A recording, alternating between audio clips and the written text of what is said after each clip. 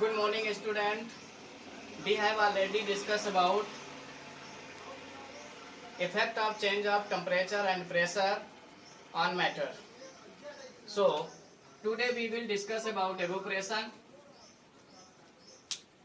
तो देखिए evaporation and boiling दोनों ही लिक्विड को वेपर में चेंज करने की प्रोसेस है। यानी एवोपरेशन के द्वारा भी हम लिक्विड को वेपर में चेंज किया जा सकता है, होता है, और बॉइलिंग से भी लिक्विड वेपर में चेंज होता है। लेकिन दोनों में क्या डिफरेंस है वो आज आपको बताया जाएगा। What is the difference between evaporation and boiling. Firstly we will discuss about evaporation. What is evaporation? तो the process at which a liquid change into vapor below its boiling point is known as evaporation. I repeat again, the process at which a liquid change into vapor below its boiling point is known as evaporation. Means evaporation वो process है जिसमें कोई liquid अपने boiling point के नीचे ही vapour में change हो जाता है। यानी कि वो प्रोसेस जिसमें लिक्विड बॉइलिंग पॉइंट के नीचे ही, यानी बॉइलिंग पॉइंट तक पहुंचने के पहले वेपर में चेंज हो जाता है, उस प्रोसेस को हम बोलते हैं एवोपरेशन। अब बात करते हैं कि फैक्टर अफेक्टिंग एवोपरेशन। एवोपरेशन को कौन कौन से फैक्टर इफेक्ट करते हैं? तो देखिए एवोपरेशन को इफेक्ट करने वाले फैक्टर है number 1 temperature, number 2 surface area, number 1 temperature, number 2 surface area, और नंबर 3 विंड स्पीड, और ये आपका नंबर 4 है ह्यूमिडिटी। ये आपके ऐसे फैक्टर हैं जो रेट ऑफ एवोपरेशन को अफेक्ट करते हैं। तो what factor affect the rate of evaporation? तो the following factors are affect the rate of evaporation. Number 1 temperature, number 2 surface area, number 3 wind speed, number 4 humidity. तो how they are effect the rate of evaporation, ये किस तरह से effect करते हैं rate of evaporation को? तो देखिए जो इस लाइन के ऊपर उसको हम बोलते हैं डायरेक्टली प्रोपोर्शनल। डायरेक्टली प्रोपोर्शनल, जो नीचे क्वांटिटी होती है उसको हम बोलते हैं इनवर्सली प्रोपोर्शनल। डायरेक्टली प्रोपोर्शनल का मतलब होता है कि जो चेंज है जिसमें होगा वही चेंज रेट ऑफ एवोपरेशन में होगा। इसका मतलब होता है अपोजिट। अपोजिट का मतलब होता है कि इसका इसमें अपोजिट इफेक्ट पड़ता है। मींस कि if the temperature is increases then rate of evaporation also increases. यानी टेम्परेचर यदि इंक्रीज कर दिया जाए तो एवोपरेशन की रेट भी इंक्रीज हो जाती है। This phenomena is known as directly proportional. Second है सरफेस एरिया। सरफेस एरिया का मतलब कि अगर जिस बॉडी में जिस वेजल्स में लिक्विड फिल होता है उसका एरिया अगर इंक्रीज कर दिया जाए, लार्ज कर दिया जाए, बड़ा कर दिया जाए, तब भी रेट ऑफ एवोपरेशन क्या होता है? इंक्रीज हो जाता है। तो if the increase the surface area of liquid then rate of evaporation also increases. Similarly wind speed, यानी कि हवा की जो स्पीड है, एयर की स्पीड अगर इंक्रीज हो जाए तब भी रेट ऑफ एवोपरेशन क्या होता है?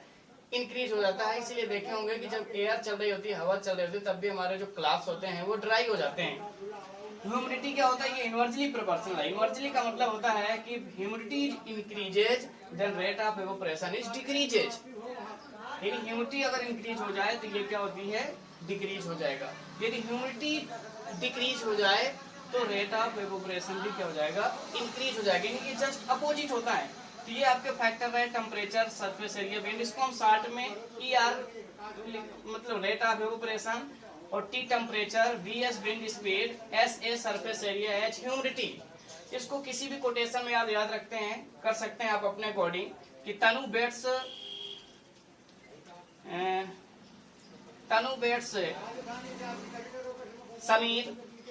समीर और अपान हुला लाला। यानी कि तनु और समीर की शादी हो रही थी, मैरिज हो रही थी, हम जाके वहां पे हुला लाला मचा दिया।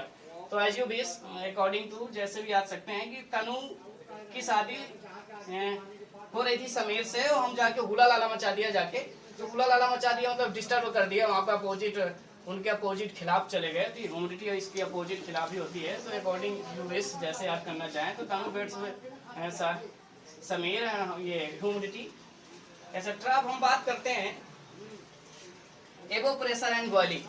What is the difference between evaporation and boiling? Evaporation and boiling में क्या डिफरेंस है? तो देखिए नंबर 1 है कि evaporation occurs at room temperature. Evaporation जो आपका होता है रूम टेम्परेचर पर भी होता है, रूम टेम्परेचर पे हो जाएगा। But boiling is occur at boiling point, लेकिन बॉइलिंग आपका लिक्विड का बॉइलिंग पॉइंट पे ही होगा। ये उसका डिफिनिट स्केल होता है, डिफिनिट टेम्परेचर होता है किसी भी लिक्विड का। सेकेंड पॉइंट है it occur mainly surface of liquid, यानी जो आपका एवोप्रेशन होता है वो लिक्विड के सरफेस पे ही होता है, लिक्विड के सरफेस पे ही एवोप्रेशन होता है। जबकि बॉइलिंग आपका होता है it occur through out entire the liquid, ये थ्रू आउट पूरे लिक्विड में कंप्लीटली इंटायर होता है। तो थर्ड नंबर एवोप्रेशन में when it occur temperature of liquid body decreases, जब एवोप्रेशन होता है तो लिक्विड बॉडी का जो टेम्परेचर होता है वो डिक्रीज होता है, कम होता है। बॉइलिंग में क्या है कि टेम्परेचर कांस्टेंट, इसमें बॉइलिंग में टेम्परेचर हमेशा क्या होता है, कांस्टेंट होता है। तो I repeat again, what is the difference between boiling and evaporation? Evaporation occur at room temperature but boiling occur at boiling point. Second number, evaporation occurs mainly surface of liquid but boiling occurs throughout entire the liquid.